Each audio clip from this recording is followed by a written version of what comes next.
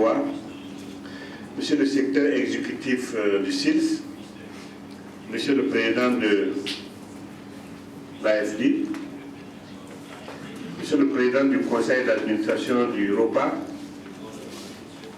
Monsieur le président d'honneur du ROPA, mon ami et frère Sissoko, que j'ai le plaisir de le voir ce matin, Monsieur le président de la Confédération paysanne du Faso, honorable leader du mouvement paysan, chers participants, mesdames et messieurs, c'est évidemment avec un réel plaisir que je prends la parole à cette occasion solennelle de l'ouverture de la première édition de l'Université paysanne du ROPA. Avant tout propos, permettez-moi de vous souhaiter à tous et à toutes la bienvenue à Ouagadougou.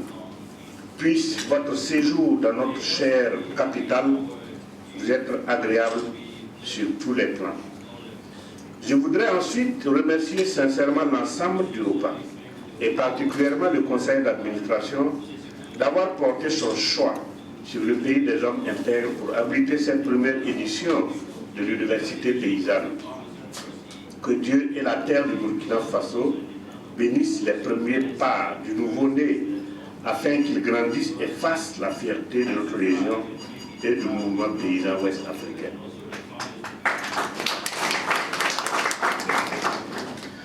Je suis convaincu que l'Europa mettra tout en œuvre pour le succès de cette université paysanne.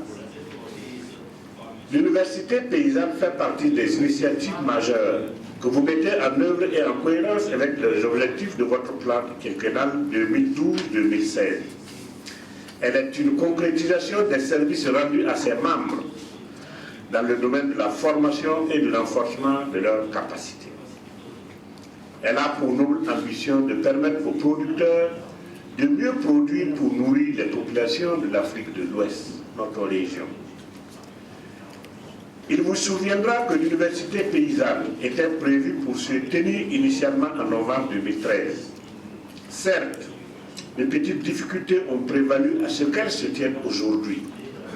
Et cela me semble du reste normal pour une entreprise d'envergure comme celle-ci qui demande beaucoup de moyens et d'énergie pour sa conception et sa mise en œuvre. C'est pourquoi je salue une fois de plus la détermination du ROPA qui a permis de réaliser ce rêve. Honorables invités, mesdames et messieurs, je voudrais rappeler que le secteur agricole et rural constitue la base la plus importante de l'économie des pays ouest africains, bâtie autour des activités agricoles, pastorales, halieutiques et forestières. Le succès des politiques agricoles nationales et régionales ne peut être obtenu que si elles s'appuient sur les expériences dynamiques des populations, de leurs organisations, des valeurs sociales et culturelles. C'est l'une des conditions pour que l'Afrique soit véritablement capable de nourrir ses fils. Pour porter cette ambition de rendre l'Afrique nourricière, la question de la formation et de l'enforcement des capacités demeure une exigence.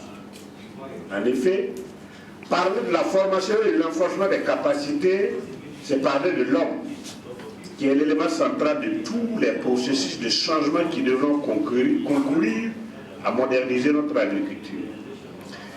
Il est donc constant que les hommes et les femmes qui produisent les ressources végétales, animales, halieutiques et forestières constituent le capital le plus précieux pour l'atteinte de la souveraineté alimentaire.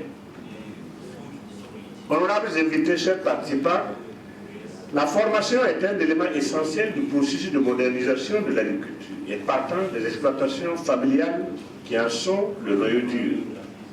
La question est de savoir si l'offre de formation telle qu'elle se présente aujourd'hui en Afrique de l'Ouest est adaptée et correspond pleinement aux besoins et attentes des producteurs. Cette interrogation met en évidence que le passage des programmes d'ajustement structurel, notamment, a affecté durablement les systèmes de formation en direction du monde rural et des producteurs, comme venait justement de l'appeler opportunément Monsieur le Président du Conseil d'administration du ROPA. En effet, le PASS a favorisé le processus de libéralisation des économies avec l'éclosion d'une offre de formation caractérisée par, premièrement, son atomicité, qui est à l'origine de l'émergence des centres de formation tous azimuts en direction du monde rural et des producteurs. Chaque centre de formation proposant des curricula dont la qualité n'est pas toujours avérée. Deuxièmement, son inadaptation la plupart du temps est doublée d'une faiblesse congénitale qui est l'absence de mesures systématiques d'impact des formations. On se contente de délivrer les formations sans se préoccuper souvent de leur impact. Honorables invités, mesdames et messieurs, l'université paysanne que l'Europa inaugure aujourd'hui est une réponse à cette situation, dans un contexte ouest-africain en pleine mutation dans le domaine de la formation. C'est un concept de formation à l'initiative des producteurs eux-mêmes, afin d'offrir des compétences fondées sur les valeurs paysannes, adaptées à leurs besoins et absolument ouvertes sur leur environnement et sur l'universel pour être en phase avec la notion université. Dans cette perspective, l'Université paysanne d'Europa devra être un centre d'excellence qui intègre les meilleures pratiques et méthodes en cours dans le domaine de la formation des adultes, qui prend en compte les systèmes existants dans les différents pays en favorisant l'émergence d'universités paysannes nationales dont les embryons existent, j'en suis sûr, dans certaines de vos plateformes nationales.